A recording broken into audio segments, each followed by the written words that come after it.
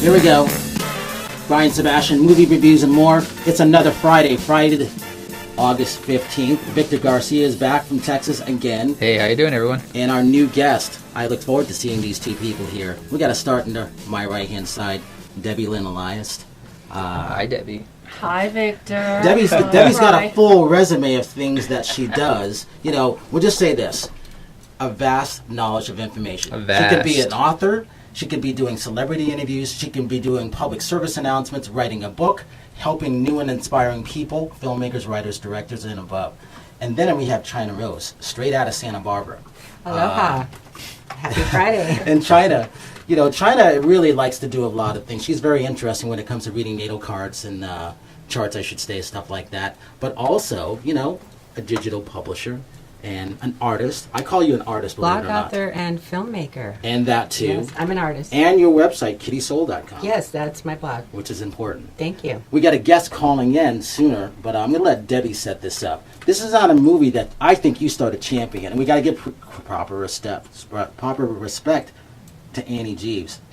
Publicist Annie Jeeves at Cinematic Red is the one that hooked me up with this film and brought me on board for the premiere to start doing Q&As with the incredible writer-director, Randall. It is his first feature, but if the name sounds familiar to people, it's because he has been gracing you on the big screen and small for the past 35-plus years as an actor. You may know him best as Dr. David Grantland from the series Christie that was on years ago, or from the movie For Keeps, or even popping up in TV shows as diverse as Bones, and Castle, and even Buffy the Vampire Slayer years ago. He had a one-shot on. Randall has now turned to writing and directing, and he's got a really interesting story with this particular film, 37 A Final Promise, that I'll get him to talk about. It is inspired by a true story and on former rocker Guy Blues, and an event that transformed his life, one that it takes on new meaning and poignancy this week in light of the passing of Robin Williams and the disclosures that have come out since his death. Yeah, it'll be very, very interesting because China hasn't gotten a chance to see a lot of these things, and neither has the audience yet. So this is where we convince you, whatever country you're listening to, it could be Argentina, it could be the UK, it could be Brazil, Canada, Austria. Let's see if we can convince you to watch these things. American films convince me. Well, yeah. there are great American filmmakers, but I also like to watch foreign filmmakers, and I have enjoyed several really good foreign films this summer. Journey to the West was one of them. Yes. Right? Yes, I've actually been a fan of that tale since I was at least 6 years old. Yeah. Journey to the West is one of my absolute favorite Chinese tales. Exactly, and it's an amazing story. There were two that came out. One of them was directed by the Kung Fu Hustle guy. What was his name? Stephen Chow. And then there was another one out that has Donnie Yen in it. Love Donnie Yen. I think it's the Donnie Yen. The Donnie Yen one? It just came out on DVD this summer. And they both just came out. It's animated with CGI. And it's an extraordinary film with a strong female lead. It's so myth and magic, and it's just amazing. And it grabs you. You kind of get into this little story. But it also has shades of Kurosawa because it deals with the whole idea of the villagers and what the villagers are doing and how to keep them safe, like he does in Seven Samurai, which... if you've watched the 3 hours and 49 minutes, I just want to kill the villagers myself. It's a fantastic story that actually influenced plenty of films. In fact, that movie...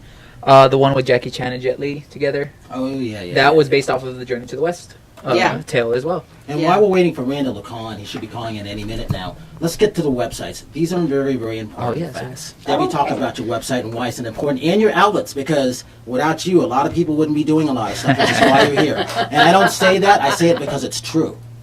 Website is moviesharkdeblore.com. You can find that. I also write for Examiner, 147 print and online outlets in the U.S. and abroad, locally in Los Angeles, Culver City Observer, Santa Monica Observer, British Weekly, syndicated around the world in print. Not an easy fact to do these days. Not an easy fact at all, but what I have done is cater to the smaller communities and outlets. It's something Oliver Stone and I had talked about a number of years ago, that this is where print is heading to, at the community level, out of the national spotlight, to focus on what matters to individuals and their communities. And I have cherry-picked, or they have hand-picked me in some cases, to provide movie reviews, because it's those people that they struggle to come up with the money for that $15 ticket at the box office. But they can't always afford syndication fees for writers who sell their columns. I will work with any outlet anywhere in this world and make sure that your community, your readers, can have movie reviews. Is that true, Randall? That is true. Uh-huh. Hey! Debbie! There's my friend. Well, how are you? I am fine. Thrilled to have you here. I'm so excited that we get to have you on talking about 37 A Final Promise. And of course, I'm handing you off to my good friend David Spaltro tonight for your New York premiere. I know. We're excited. Thank you. Thanks for setting that up for us. Well, we gave a little intro as to the poignancy of 37 A Final Promise this week. When you and I did our SAG Foundation Q&A the other night, Robin Williams had just passed. Additional information has come to light regarding his health, which further puts this particular film into a much broader perspective. Yes, yeah. So sad about Robin Williams, of course. I think the world is devastated about it, and to hear that he had that diagnosis, and clearly that was a part of his decision, certainly ties into the film, and it's hard. Everybody has their own individual struggles and their own demons, and so there's just the character in our film does as well. So talk a little about the character of Adam and the man behind it, Guy Blues. Well, Adam Webb is basically, he's a rock star who has everything, and unfortunately he has this demon that's been plaguing him his entire life, and it's an incident that happened to him when he was a young man, and it's his younger brother died of Batten's disease in real life. That's what happened to Guy Blues, and that event informed everything that happened to him and moving forward. So like the character Adam Webb, he's plagued by this event that he feels responsible for the death of his brother, and shouldering a burden like that is too much for anybody to handle. So Adam, his answer to it is he's made a pact with himself to end his life. And 12 weeks before his due date, his expiration date, he meets this woman, Gemma Johnstone, who's played by Scotty Thompson. The incomparable Scotty Thompson. Yeah, she is just sensational in the film. And she she opens up his mind to other options, and so he has to reevaluate his plan. But that's really his whole life is sort of devoted to ending his life on this particular day, because he feels that he has to, it's his only way of having any kind of salvation. So, I think she puts his situation and her predicament. She has her own dark secret, so her predicament puts his situation and his plan into perspective and forces him to reevaluate things. Randall, I'm sold. I'm going to go see it. See, that's a good thing. I love it already. I love everything you're saying about it. It brings up so many. I'm China Rose. Hi. And I review films when I'm not making films. I'm syndicated, monetized. I'm a Google partner for short content, and I have a blog. So I really think what you're talking about is extremely timely in the world today. The concept of fighting with our own demons, and then also the concept that what a difference a day makes. You meet someone in a moment, and then all of a sudden your plans change instantly. I mean, those are all very pivotal themes that are really important for American film, I think, right now. Absolutely. And so I really appreciate that you worked on that film. I haven't seen it yet, but I'm going to see it now. See, and that's a good thing. That should make you happy, Randall, huh? Yeah, Randall. Does that make you? Oh, yeah. Yeah, hello on Friday. Let's get happy. I'm thrilled. Thank you. I mean, it's true. I think the message of the movie, if there is any, is that if you can persevere and stay in the game, you never know how things can change. Exactly. And how your feelings about certain things can change, including the things that are destroying your life. The demons can all of a sudden take a new form. They can find a meaning. So at the end of the day, the thing that's plaguing you, the things that's destroying your life, can ultimately be the thing that saves it, if you can manage to persevere. And it's so sad when people don't, and they choose not to.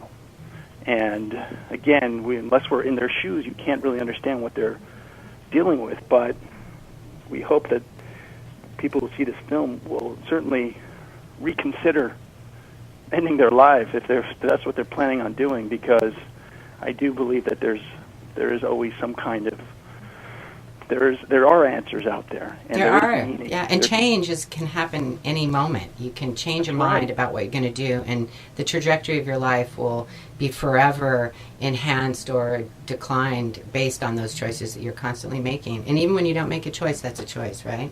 That's right. Yeah, it's a great context to work with, and really hard. It's a lot of subtle meaning behind all that. Sounds like you've really winnowed it down to its essence. Yeah, I think we did. When I just realized, talking to Guy Blues, who's the story's about, that incident with his brother was really the defining moment of his life. His brother died. He couldn't believe that the world just kept moving forward. And slowly, in his mind, he had created this plan to sort of make sure it didn't happen to him. So the 37 symbolized for him a way to escape before things got tough, before he could get sick and decline. But it's a common theme, because we all make plans and things happen that we never expected on the way to those plans. That's right. Yeah, and that's what makes it so intriguing. I want to give it back to... Thank you. One of the great things about this film that a lot of people don't realize, Randall, is that this is your first directorial. And you picked a film, a story of this gravitas and this magnitude and this importance to tell. What made this the right film to be your first film to jump into the director's chair? Well, I was so moved by the story when I heard it. From the first moment I saw him and he told me that he was going to kill himself at 37, wow, to the later moments in time when we became friends and I learned more about what happened to his girlfriend. It was just so, I just couldn't believe it. Just the details were so staggering that I just felt compelled to share it with the world, because it impacted me so much. So that was really it, and we worked on it until we got it right, and I just wanted to just share this story. Well, a testament to you and to the script that you and your co-writer Jesse came up with is the cast that you got. Bruce Davison, legendary, comes on board. We love Bruce. Yeah, Bruce anything he does is incredible, and he is spectacular in the film. And Michael Sutton. Dear friend. And Michael Sutton and Scotty, they came on board. Yep, that's right. Michael Sutton, my old buddy. We've been friends for forever. He plays Mikey. Oh, I'm sorry. No, he doesn't. He plays Elliot. Guy Blues himself plays Mikey in the film. So the man who it's about, is actually in the movie. But we got the incomparable, as you said, Scotty Thompson, who just is a knockout in the movie. She just embodies the character of Gemma. So, Randall, we got about a minute left. I wanted to ask you, how tough was this to make? What obstacles did you come up against? It was tough. We did it in 17 days on a shoestring budget, and we were amazing. Just having all sorts of issues on the set, but we got it done. I mean, everybody was passionate about the project, and we managed to actually make a coherent movie that works and touches a lot of people. So we're all very excited, and we're really happy to bring it to New York and share it with the world, actually, on iTunes and Amazon. It's already available on all those mediums. Excellent. And if people actually want to read about the true story, the book, How Angels Die, which it's based on, is coming out in a month or so. So that you can pre-order it on Amazon right now. Well, I think next week you can pre-order it on Amazon. I don't know if it's available quite yet, but I think it will. It's never too early on Amazon. Oh, I've already pre-ordered mine, Randall. Oh, yeah, did you? It's okay, never too early, Randall. Good news. I didn't know it was up there yet. But Come that's on, great. you know I'm going to be on top of this for you. Hey, Randall, real quick, what would you say to get the audience to see this movie? What's that? What would you say to get the audience to come out in Los Angeles to see this movie? Well, it's a powerful movie. If you want to be moved and touched, I feel like this is the film to see, because people come up to me after every screening and they're just basically just sort of floored with it. And everybody has their own personal experience. So when they watch the film, they've all had some kind of similar type loss and relationships with people that they've had to deal with during difficult times. So I think that it helps people sort of share those experiences again and hopefully make sense of them a little bit more. All right, that's Randall Bati. Thank you so much. We'll see you soon, hopefully. We'll be right back. This is Movie Reviews and More.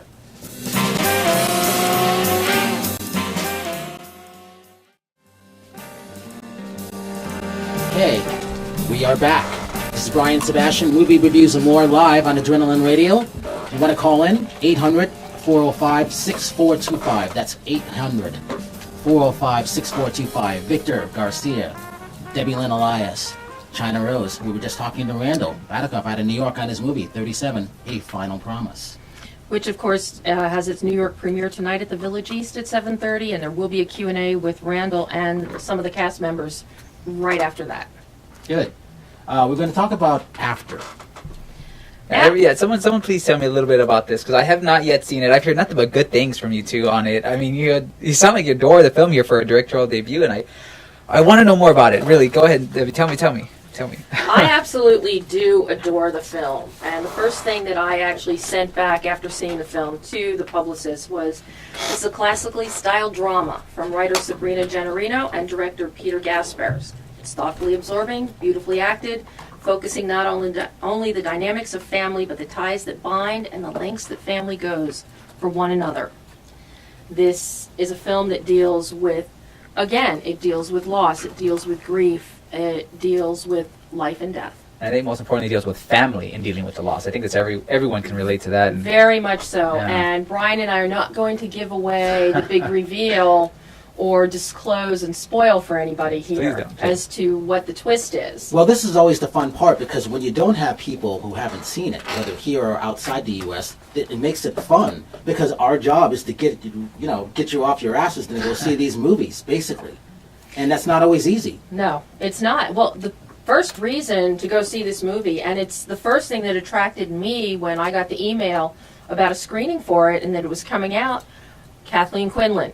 Oh, yes. I love Kathleen Quinlan. Yes. Kathleen Quinlan made an indelible impression on me back in 1979 when she and Stephen Collins starred in The Promise, and really set an emotional bar for me. I was in film school and television broadcasting at Temple at the time, and the emotion that she evoked physically and just through the tonal bandwidth of the film has stuck with me all these years, and has been something that I have always used as a gauge in measuring emotional dynamic within a film. And to see what she is still doing, because she's so selective in her roles now, to have her become part of this film, I knew it was something special going in. She does a great job on this. I loved her performance in this. And again, you can't talk too much about certain things that are going on, but she just shined. And the director, that what they wrote and what he did together, I'm impressed by that. Husband and wife team, and again, as with Randall Bati, Peter Gaspers hit first-time feature director, blowing it out of the water. And he's so gracious. I immediately went to tweet this. I don't expect to get anything back from anybody. And he tweeted it back, and I was like, this is interesting. So when we saw each other, because this when is he the first world showed we're up, in now. he was very sweet and nice, and making sure he met everybody. And he made sure we had water, coffee, everything. I was so enamored by the man. That's important. He's a good-looking guy too, as well. He's got that great, he's got those great features on him. I like the guy. We will say that this story did originate following 9/11, when Peter and Sabrina, who are husband and wife, were living in New York, and the story comes out of that. And I will, because it's Peter, I will give a shout out to Camden. We had our Philly Jersey bonding the other day. So that was good, wasn't it? that was good.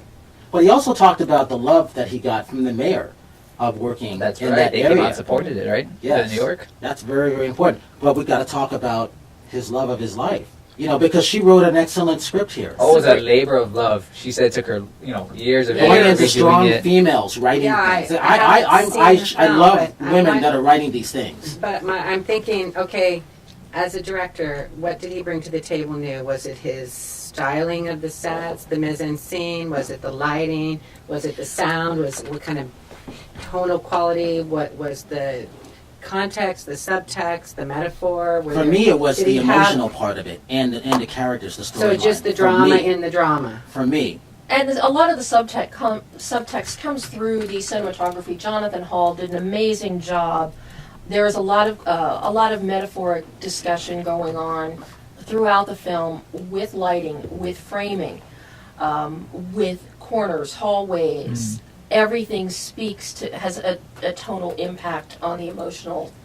I think So that's it's kind of a dark. that's one way to get me. I'm a sucker for cinematography in a drama piece. Nothing will get me Right. more than the camera movement and how it flawlessly interlates with the scene, the subject, the tone, everything. That'll get me. This goes into a question. You ask a lot about cinematography. We have people who say they don't care about it. It's an important fact when it Whether comes they to care or directing. not. They say they don't care when it's done well. No, I'm talking about When it's journalists done out well, there. you No, I'm don't- talking about journalists. These Well, are then questions maybe you they have haven't to done ask. their homework. Maybe they Exactly. haven't studied their Exactly. art form. Maybe they don't know That what is they're so seeing important. when they're watching. Maybe they're not focusing when they're watching. Maybe They're they're not somewhere focused to else. begin with. Because that happens a lot in our culture in the modern world. We're anti-focused. We're over here. We're over there. You just we're- said it. They're not focused. Yeah. You got it. I'm going to So- look at it and say, you're not focused. But that's not That's true of any of us here. We actually go to watch because we like to see something new. That's the whole we thing. We get absorbed into the film when the film takes us in with them. If it doesn't, We then came we up don't. with a rating system a couple years ago. I call it the 4 E's. A good movie's got to be entertaining, educational, it could be exciting, it can be empathetic, emotional, engaging, exhilarating, and enthusiastic.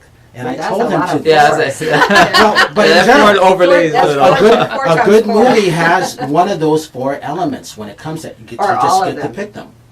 And if I it's like bad, it's spontaneity, synchronicity, and serendipity. I like things to happen that you don't expect. I like things to connect that you never thought would connect together. And, I like that there's a synergy with the people that are cast. I think casting goes a long way in taking a project forward because those are your paintbrushes for all And of your the casting emotional on this, content. I think, is You want excellent. to bring Wouldn't you light agree? in, you need a character casting that's on- got a light edge. The casting on this is exemplary. That's what she was saying. Because of the Sorry. fact that you have to have, it has to be believable in a very short amount of time that it's a family and Right. a family dynamic. And you jump right into this film and you don't doubt for a moment that these people are related. You have the incredible John Doman, who is a veteran actor, and he plays character Mitch to Kathleen Quinlan's Nora. Yeah. Sabrina herself, our writer, she plays Maxine. And I loved her performance. Her performance is indelible. This is before I even knew she wrote it. Because I don't read the notes until the end. I want to sit down, surprise the hell out of me. Is it possible to bring up Zach Braff also did a really amazing family drama Wish I was that there. fits into I wish I was there. And he wrote it, he directed it, he co-produced it, and he starred in it. And he's got Kate Hudson with him, as fallback. And it's a family drama about family events unfolding. What I could say about that film is kind of a bittersweet, heartwarming at the same time, which is an interesting hybrid because usually you don't get both together. And there's, the children in the film help drive the story in a new direction, which is really cool and metaphorical because of the concept of them being young and having a future to go into. It's just amazing. The family's going through a big transition, and I goes can back recommend the into all film. that stuff. Yes. But I think one of the bigger aspects of that film in casting that really serves as the grounding for it is Mandy Patinkin. Absolutely. Oh yeah, Yeah. they Life do. After Beth. Life After Beth, another first-time director. Wow. Wow. Jeff Baina. He scripted I Heart Huckabees. Yep. Oh my God, I love that film. But this I is his hated that first. movie. This is his Oh, first time David behind the Russell's. camera. He also wrote Life After Beth. We've got Dane DeHaan, who we really get to see take a step forward after performances in Kill Your Darlings and Lawless. And Aubrey Plaza, without a doubt, this is the best performance of her career to date. She gets to find that sweet spot of physical comedy with her deadpan, patented comedy that we know and love her for. As good as she was in Safety Not Guaranteed with Mark Duplass, I love that. here she goes so far beyond. And I'm sorry, there is nothing that is more laugh out loud funny than seeing Aubrey Plaza as a zombie toting a stove strapped on her back. Sounds like something you would come up with. Most definitely. But here again, we've got great structure, we've got great tone, we've got great balance within the script, and Jeff keeps the entire film very light, very matter of fact, very playful, which is something we haven't seen in the zombie canons before. It might be true. It's just like another day until a dead Gary Marshall shows up as a zombie. Other movies coming out today: Expendables 3, The Giver, Frank. Very interesting. Do you see Frank? I saw Frank. Frank is, I'm still wondering if it's Michael Fassbender because we don't have any naked ass shots, so we can't really be sure. But Donald Gleason is Interesting. stuns in that film, and seeing him in that, just coming off seeing him play opposite his father in Cavalry, it's like night and day. But it really shows. I heard that was good. I didn't see that yet. See, and the reason that we don't get a chance to see a lot of movies because they're coming in different directions now. They're coming on iTunes, Amazon, So many different Netflix, everything. Limited release. Though. Another limited release that's increased this week is Boyhood. Boyhood, yeah. It's getting great word of mouth. You know how long it is? How long is 2 it? hours and 47 minutes. Really? Yeah. Wasn't it filmed over like a 12 decade? years. Yeah. 12 years. So I would of filming. expect it to And be all a the little people who have lengthy seen time. it, all the people who have seen it, they love it.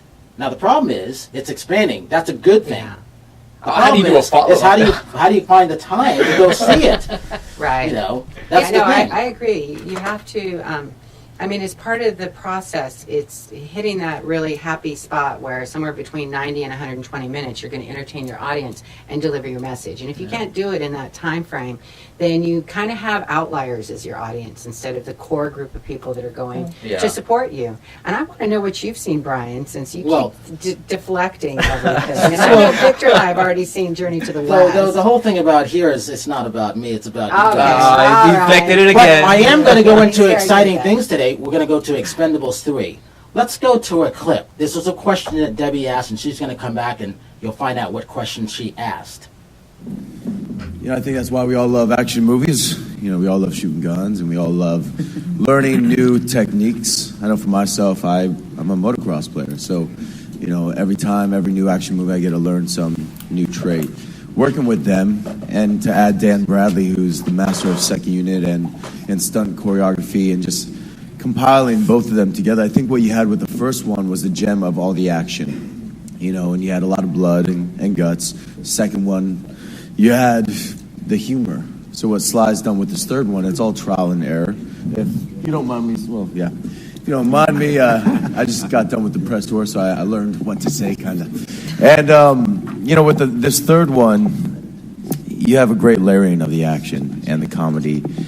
And then with all the stunts, I mean, we're all athletic individuals. I think, you know, we all live an active lifestyle, so we get to push and push and push. And I think all the stunt guys, you know, with AJ and Matt and Dan, they all know what we can do, and they push us to do even more. So it gets bigger and louder. Well, for those that don't know, that was my pal, Kellen Lutz. Boy, did he look good at that. If I was a woman, I'd be attacking that guy. If you were a woman, that's Okay, funny. well, don't be showing the picture from after the press conference then. The feminization of the modern male. Well, you know what? After that, we're going to have Debbie come back and talk about what question she asked. And that was the answer. And then we're going to get into other movies and then talking about China Rose, what she's doing, her website, and what she has coming up. This is Movie Reviews and More live on Adrenaline Radio. We'll be right back.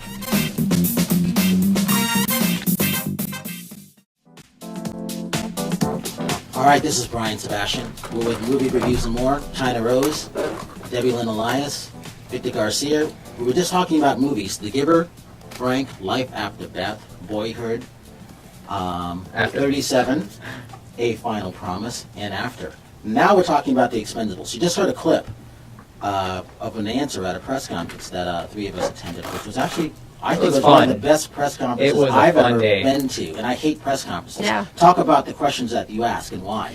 Well, one of the big things is we are seeing a new generation of Expendables being introduced, and kudos to Sly Stallone for doing that, knowing that since I'm almost in the age bracket with him and Jason Statham and Dolph and Terry and Randy Couture, the bones, the hips, we're getting sore. Somebody else has got to come in. Somebody's got to come in here. At least to ease the stress off of their bodies a Ease little. the stress off the bodies, and it also brings in the younger audience by Yeah. having Kellen Lutz, Victor Ortiz, Glenn Powell, and of course MMA champion Ronda Rousey. Victor Ortiz did a good job. I was This was Victor's very first yeah, film. That's why I was impressed. You know, other than the boxing ring, he's best known for Dancing with the Stars, and we had a really engaging one-on-one interview that will be out later this weekend that was quite revealing about his DWTS experience, shall we say. I look forward to reading that, because I like reading your stuff when you're posting things. Debbie's you know who posting I the really best. liked? We're going to get back to that later. But you know who I really liked? I liked Rhonda. I liked Mel. She was I liked solid. Harrison Oh no, Ford. Mel Gibson I in this liked, one. You know, Blew I me like away. Kelsey Grammer. I like what they did with him with the limited amount of time that they had. And Antonio Banderas, them two, And I think Antonio stole the Banderas, show. too. They were really, really good. It's a Banderas we have never seen before. Exactly. Absolutely. I loved it. Absolutely. I loved his character. Would from you the go moment see he this opened his movie, or mouth. which little you've heard so far? I want to say fabulous at 55 here, you know. I get senior coffee at McDonald's now. So as far as the bones creaking, you just got to keep moving. You can't slow down. I wouldn't probably go see that film. I like action adventure, but it seems like there's a lot happening in there, and I don't know. It's a third film on the same theme, and unless there's something new about it that we didn't catch the first time, then I'm probably not going to go see it, because there's so many amazing films out there and all these amazing newbies, you know, these new directors are debuting their work, and they're bringing something new and different to the table. They're not just sort of rebaking the same thing. Well, and I'm not saying that it's going to be a bad film. I'm just saying that me as a viewer, I'm not drawn into it yet. So they it didn't do their almost job says- to entertain It almost me. says that you'd be more than willing to pay your hard-earned money to go support someone who's new. Then Not necessarily. If this was a film that had elements to it that were drawing me in as a new type of theme, to me, when I see Expendables 3, I see, okay, I'm going to get the same movie the third time. interesting. I mean, Isn't it's that just something- Oh, and the isn't first that- one was so Isn't good. that something you were Yeah, saying? and if- I was you saying love it, that you want more. I was just saying that Right, and that's a cool thing. It wasn't anything wrong with the film. I just felt that it was either the worst of the three. I'm Okay. not saying that's bad whatsoever. It's still a fantastic film, but only because me as a selfish person, I want to see more character development. Right. And you're here already. You know what you're expecting. You're in for a good ride and all that stuff, Yeah. and that's what you're watching in this Right, one. if you just need a popcorn flick, you just need to decompress, you just need to go get some... Well, everyone needs to Well, decompress. This But, film, I mean, you're not gonna have Expendables to- 3 is about fun. Right. Exactly. And I agree You with that. will never see again All those people together. all these people together. If It's it like- weren't for this film, and you wouldn't even see them on the big screen to begin This with. really is a once-in-a-lifetime opportunity, having them all together, which in and of itself presented such logistical shooting challenges. Yeah. But again, it Scheduling goes back conflicts. to, this is just core action.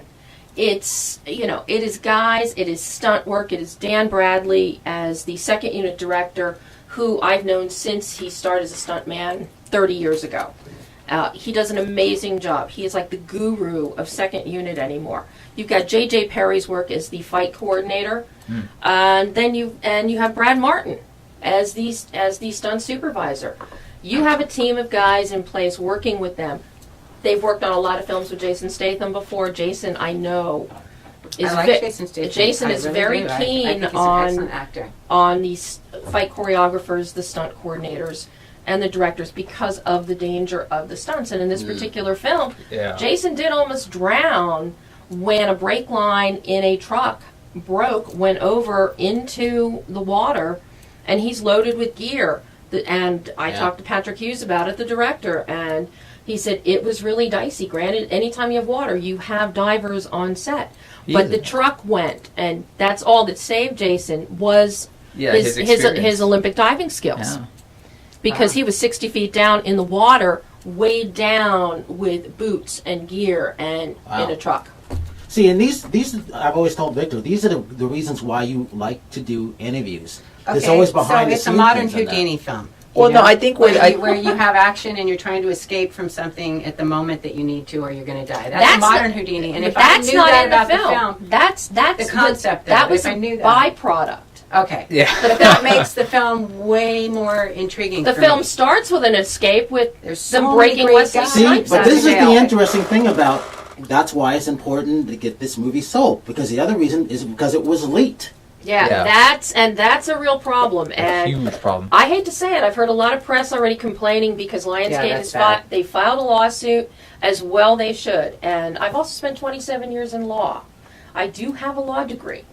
Congratulations. So one of the big issues with this is copyright infringement. It is trademark. It is leaking. Yeah. And there's been a lot of discussion back and forth about people that have actually downloaded. And there's some press that have downloaded before it was pulled. I'm totally against that stuff. And that is, and they can't understand, well, people shouldn't be penalized. Yes, it's against the law. You should be penalized. That's... But we're always going to have pirates. Yeah, I absolutely 100% for it. I think that's the one thing that needs to be stopped. It's ruining the business. Agree. Everyone needs to get paid for that. I look at it this way. I'm not a filmmaker, I'm not a writer, and I'm not an actor. So I help support those people do that because it makes it tougher for those people who are. That's how I see it. And I agree with that. Even from a fan's point of view, if you're going to keep stealing films, they're not going to make any more.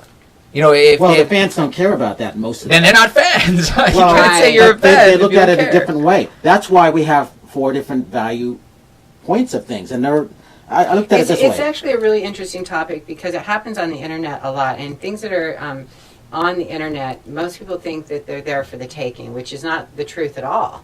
You know, they're not just something you can have because it's there. Well, the point of the internet was a public exchange of information. It's just certain things shouldn't be put on there. There's the reason for the copyright on it. But that's how they download and rip most of the stuff. They're just abusing something that should have been used properly. Well, talking about things like that, let's talk about what you've made. Talk about the short film that I saw. Yeah, Shower Sequence is a recreation of the short 3 minutes and 24 seconds in the Hitchcock film Psycho, that where Jennifer Leigh gets stabbed by the character that is played by Anthony Hopkins, or do I have that right? Anthony Hopkins, right? Tony Perkins. Tony Perkins. I'm sorry, I don't know why I had Anthony on my brain. Must be another guy. Sorry.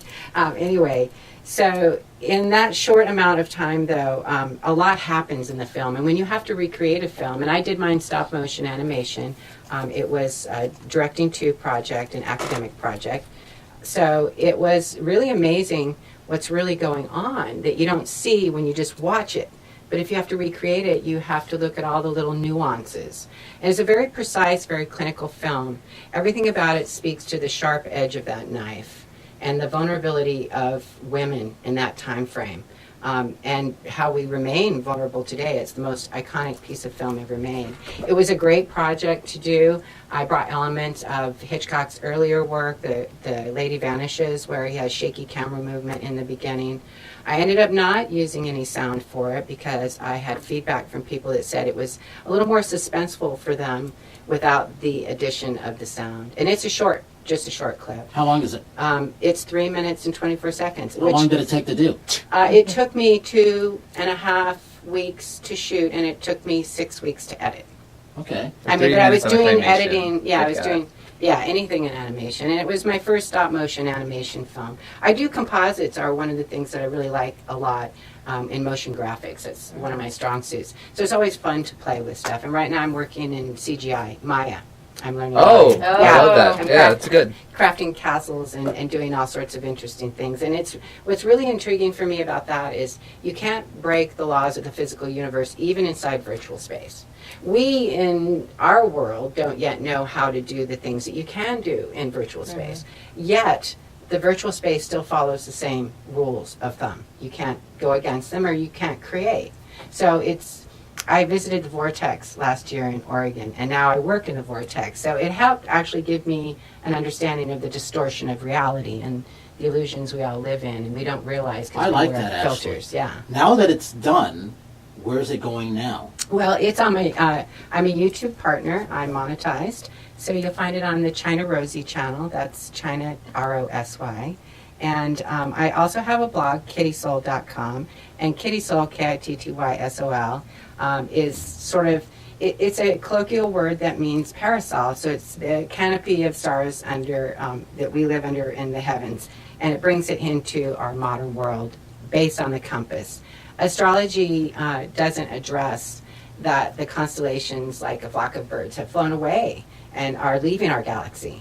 But we still live in a planosphere of space, and everything sort of floats on one level. And because of that, there are elements and themes inside of that resonate with us as human beings. Like Jupiter is the largest planet, but it puts off enormous amounts of magnetic energy. Absolutely. And we receive a lot of that, and we utilize a lot of that. But we don't see it like the sunshine, so we don't always understand what we're going through. Planetary like that full influences. moon out there. Yes, exactly. And now, actually, Jupiter is conjoined with Venus in a tight configuration in the sign of the monkey. So that makes entertainment really fun and exciting. And soon we'll have the lunar aspect there. And that's what I call the feminization of the male. You'll begin to see guys wear fluffy scarves and not be too afraid to understand their human nature means they have both sides. I know guys now wearing fluffy scarves. Well, I'm saying, no, what I meant There's just by going to be that- more of them. What I meant by it is that it's their internal aspect of who they are on their feminine side, they'll be more in touch with. So they won't always be resonating with this concept that men and women are so different from one another that they can't relate to each other because we speak different languages and because we have different brains in our head and we have different emotional measures and that sort of thing. So I think if a man understands the emotional measures and he understands them inside himself better, and he may display it in some way, and a scarf may not be the right way to You're describe that. making me think of Robin Williams and What Dreams May Be, What Dreams May Come, which is my favorite movie Right. that she That's did. a great film. I love that film. that That's an movie. extraordinary film. I'm Of life seeing and those death, at images the moment come of up life and death. that Yeah. you're talking about. Yes. So I totally agree with you. So I see that's coming into play right now because that conjunction started on the 14th of August. It goes to the 18th. It's very, very important for the people that come together in that time frame. And then the addition of the lunar aspect. I think it's really going to help men understand what women are experiencing all the time because we have that burden of, you know, the container. We're the grail. We hold the emotional content of the universe in our hands. I mean, the guys are flying around out in space looking for a new place to live. Okay, great. But the truth is, this is the only known planet like it in any known universe. We haven't found another Earth. And so as much as we like the idea of flying around in space and jet-propelled action and all that, we really need to stay grounded sometimes. We really need to stay in the reality that we're in order to be here and be present to the people that we are with, because that's the life experience that we have. If we were out in space and we are from star matter, if we are only just stardust, because we're all the same carbon, but we are all different. The same supplies make each one of us and all of us, but we all are completely different with the same material. And I see film the same way. That's interesting. Thank you. Well, I work on it. And I well, use that's a public good art. thing. I express public art in there as metaphor in my audio blog because I want people to see how some other individuals in the world are resonating with these same concepts. I want to bring them forward and I want to give them exposure too, because who else is going to see their stuff, you know? A lot of public art just floats around and it's just in the water out there of consciousness. So I try to cast a net out and bring it in and show people what's there and what it means and what it could mean, what it might mean, how it might help them in some way to get forward, you know, transform their life, like that film that you were talking about in the beginning. We'll go back to film when we come back from there. We'll be able to talk about how that relates. When we come back, we're going to talk about the movies that made us cry, what inspired us, and just Robin Williams in general. We'll be right back.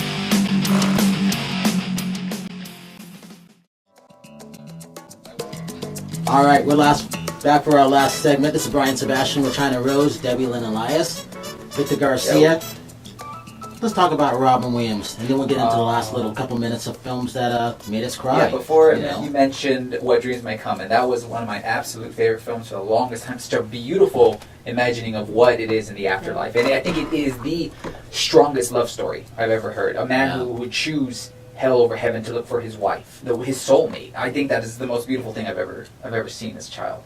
I have watched it several times. I own it on VHS, DVD. I have the soundtrack. I'm a huge fan. That's a true fan. Yeah, I'm a huge fan of that film, and it brings me to tears to think that, he's gone from this world. And Victor's a passionate man. For Robin Williams? Yeah. Two of my all-time favorites of Robin Williams have to be Patch Adams and Awakenings, both inspired by, based on the lives of two men, healing men. Patch Adams himself, which is part of the irony, he believed that laughter is the best medicine, and it was very fitting that Robin Williams portrayed him in the film of the same name, and then to give us such laughter, and then to be gone. And then along a similar vein is Awakenings, of the story loosely based on Dr. Oliver Sacks and the research that he did of awakening through dopamine and medication back in the 50s. Mrs. Doubtfire. I mean, that was chaos and control. It was drama, and it was a man trying to hold his family together, and it was so many things. It was precious, it was painful, it was unexpected, and it was pure Robin Williams, because he can embody so many characters all at once, and you just want to watch what he's going to do next, because he's just so intense with his reaction to life and his experience. And he seemed to always, you got the idea that he wanted to make things right. He wanted to be a part of things. Movies that inspire you, and why? Ooh, movies that inspire me. I have to go all the way back to Nosferatu. Oh my God, yes. That it was the first film that movie is still scary. It's terrifying. First film I saw with my father, and I was not quite 5 years old. Really? Same here. Kind of sets the tone for me today. One of my very first movies I've ever witnessed was a horror film. It's called Hellraiser. Oh yeah. That was my favorite films of all time. One of the very first films I've ever introduced to my family. Nosferatu, and then the whole eclectic blend of Phantom of the Opera, going from the silence all the way up to the musical version. Stunning. But if I had to pick a favorite film, I've got two. It would be Moulin Rouge, Baz Luhrmann's Moulin Rouge, and now Voyager with Bette Davis. Really? Interesting. Mm-hmm. You're also a TCM fan. Who isn't? Who shouldn't be? That should probably be the better one. Yeah.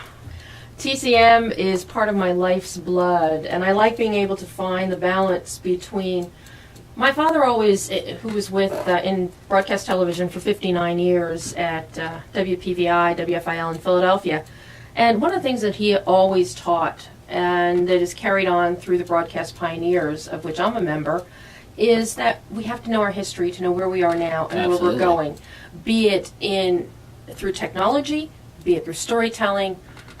We have to understand our history, and that's one of the great things that TCM does, with working with the Film Preservation Institutes to preserve film, to show film, for Robert Osborne, for Ben Mankiewicz, for Ileana Douglas, to give such thorough commentaries and intros. One of my favorite things with TCM is Ileana's Second Chances. Yeah, that's great. That I understand there will be another one coming up this fall.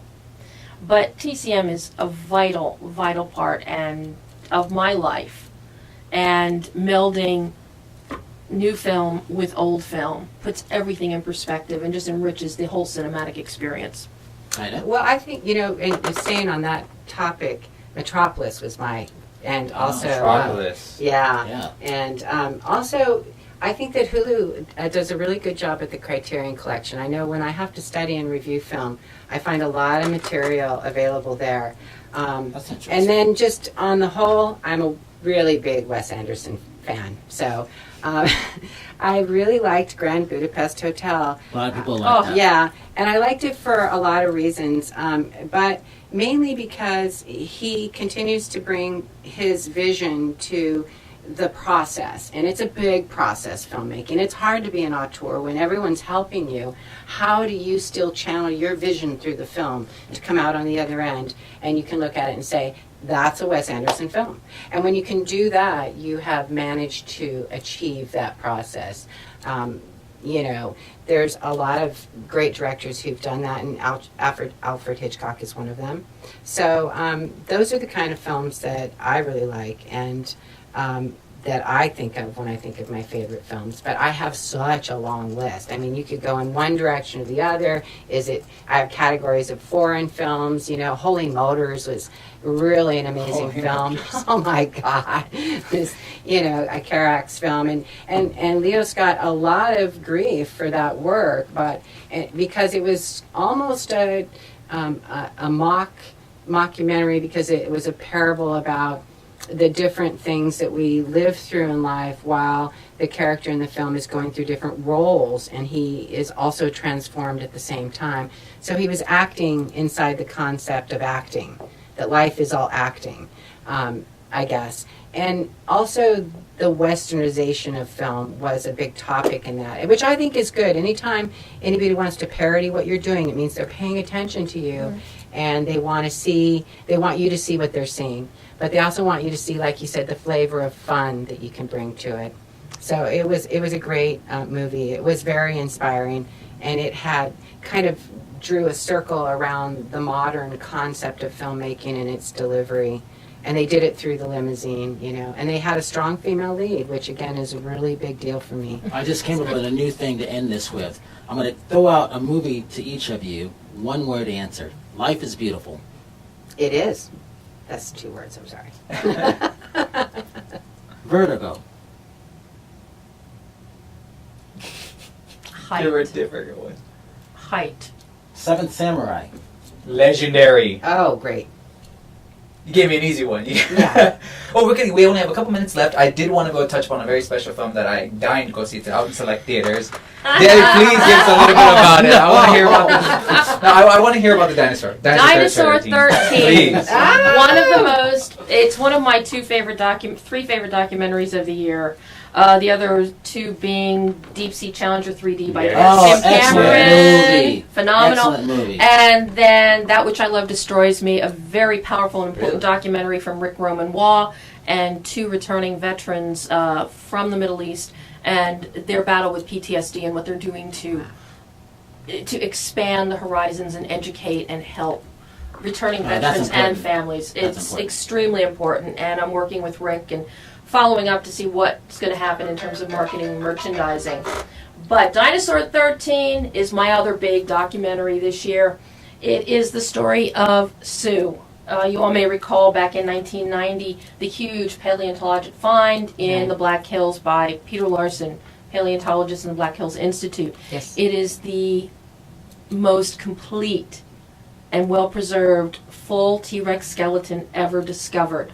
She's absolutely exquisite. I want to see the movie already. It is beyond belief, and because it was an archaeological dig, a paleontologic dig, all of it was filmed. Right. And here they thought they would get to study it.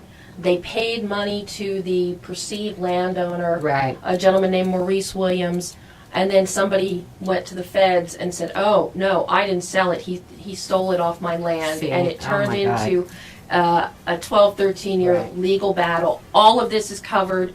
Todd Miller directs it. It is amazing. That's everyone must go see. China, give us your website real quick before we get out. Kittysoul.com, KITTYSOL. And where can they see your video? On YouTube, China Rosie channel. Debbie, your outlets. MovieSharkDeblore.com, Culver City Observer, Santa Monica Observer, British Weekly, Delray News, 147 others, and Examiner. And that's Movie Reviews and More. Victor, real quick, what do you want to see again? Oh, Dinosaur 13. Gotta watch it. Everyone's gotta watch it. And your Teenage Mutant Ninja. And my Teenage Mutant Ninja Turtles. I haven't seen them in shame. Oh, Lord.